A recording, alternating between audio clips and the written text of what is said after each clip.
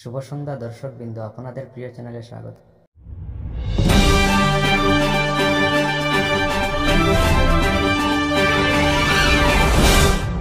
উদালগুড়িতে এক অনুষ্ঠানে মুখ্যমন্ত্রী হেমন্ত বিশ্ব শর্মা বলেন, বকরা ঈদে গরু নয় ছাগল দিয়ে কোরবানি দিতে হবে। রাজ্যের বিভিন্ন জায়গায় মন্দির বা ধর্মীয় স্থানের কাছে গরুর মাংস বিক্রয় নিয়ে বিতর্ক চলছে। এ নিয়ে কংগ্রেসকে আক্রমণ করে মুখ্যমন্ত্রী বলেন, কংগ্রেস গরুর কথা বলার সাহস দেখায় না, বরং বিজেপি সাধারণ মানুষের পাশে থাকে। মুখ্যমন্ত্রী অভিযোগ করেন, কংগ্রেস ষড়যন্ত্র করে গরুকুটি প্রকল্প বন্ধ করে বাংলাদেশি পুনর্বাসনের চেষ্টা করছে। ধুবড়ীর গোলকগঞ্জে অভিযান চালিয়ে পুলিশের হাতে ধরা পড়ে প্রায় 2 কুইন্টাল গরুর মাংস। পশ্চিমবঙ্গের কুচবিহারের বাসিন্দা আজিজুর রহমানকে গ্রেপ্তার করা হয়েছে। পুলিশ সূত্রে জানা যায়, রাজ্যে গরু বেচাকেনা নিষিদ্ধ, কিন্তু তবুও চোরাচালান চলছে। সম্প্রতি একদিনে রাজ্যের বিভিন্ন জায়গা থেকে কয়েকশো কুইন্টাল গরুর মাংস উদ্ধার করে পুলিশ। এআইইউডিএফ দল ঘোষণা করেছে যে 2026 সালে বিধানসভা নির্বাচনে তারা আর কোনো জোটে যাবে না, একাই লড়বে। ভারত ও আমেরিকার মধ্যে 10 বছরের প্রতিরক্ষা সহযোগিতা চুক্তি শীঘ্রই সই হতে যাচ্ছে। প্রতিরক্ষা মন্ত্রী রাজনাথ সিংহ এবং আমেরিকার প্রতিরক্ষা সচিব পিট হেগসেথ ফোনে আলোচনা করে সিদ্ধান্ত নেয়। এই চুক্তি হলে দক্ষিণ এশিয়া ভারতের ভূমিকা আরও জোরদার হবে বলে আশা করা হচ্ছে। দিল্লির AIIMS হাসপাতালের উমা সেন্টারে 33,000 ভোল্টের ট্রান্সফরমার বিস্ফোরণ হয়ে আগুন লাগে। অত্যন্ত 8টি দমক দলের ইঞ্জিন আগুন নিয়ন্ত্রণে কাজ করে। কারো মৃত্যু বা বড় ক্ষয়ক্ষতির খবর পাওয়া যায়নি। করোনার কোভিশিল্ড ভ্যাকসিন নিয়ে কর্ণাটকে হৃদয়রোগে মৃত্যু নিয়ে নানা গুজব ছড়ালেও সেরাম ইনস্টিটিউট জানিয়েছে, তাদের টিকাদানের সঙ্গে মৃত্যুর কোনো সম্পর্ক নেই। মাইনরিটি বিষয়ক মন্ত্রী কিরেন রিজিজু জানিয়েছেন, দালাই লামার উত্তরসূরি নির্বাচনের ক্ষেত্রে সকলের সম্মান বজায় রেখে সিদ্ধান্ত হবে। বর্তমান দালাই লামা এবং বৌদ্ধ সম্প্রদায়ের মানুষের মতামতের ভিত্তিতে উত্তরসূরি ঠিক হবে। গরুখুটি গরু প্রকল্পে দুর্নীতি নিয়ে CPIM আজ রাজ্য জুড়ে প্রতিবাদ করছে। তারা বলছে, এই প্রকল্পের হিসাব একেবারেই অস্পষ্ট, কোথায় কত গরু গেল তার সঠিক হিসাব নেই।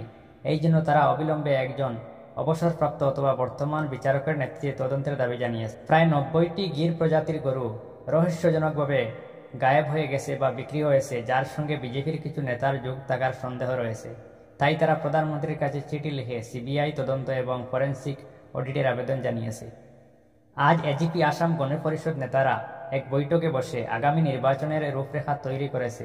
তারা আসন্ন বড়োল্যান্ড শাসিত পরিষদ এবং অন্যান্য শাসিত অঞ্চলের বুটে জোট গড়তে উত্তর পূর্বের অন্য আঞ্চলিক দলগুলির সঙ্গে মিলে কাজ করার সিদ্ধান্ত নিয়েছে।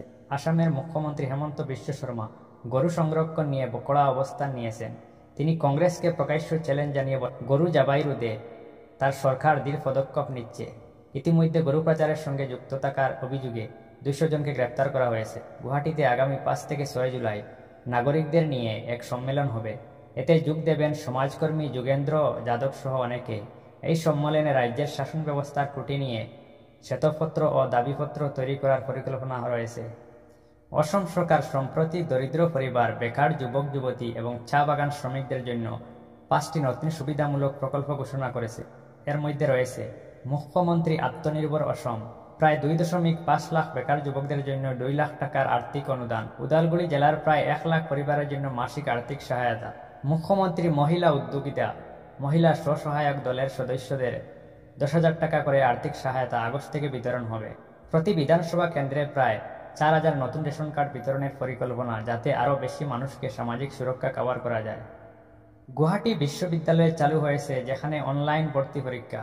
সমর্থ ডিজিটাল সাপোর্ট সেন্টার গুয়াহাটি বিশ্ববিদ্যালয়ে চালু হয়েছে, যেখানে অনলাইন ভর্তি পরীক্ষা, আর্থিক লেনদেন, গবেষণা ইত্যাদির জন্য ডিজিটাল সাপোর্ট দিচ্ছে।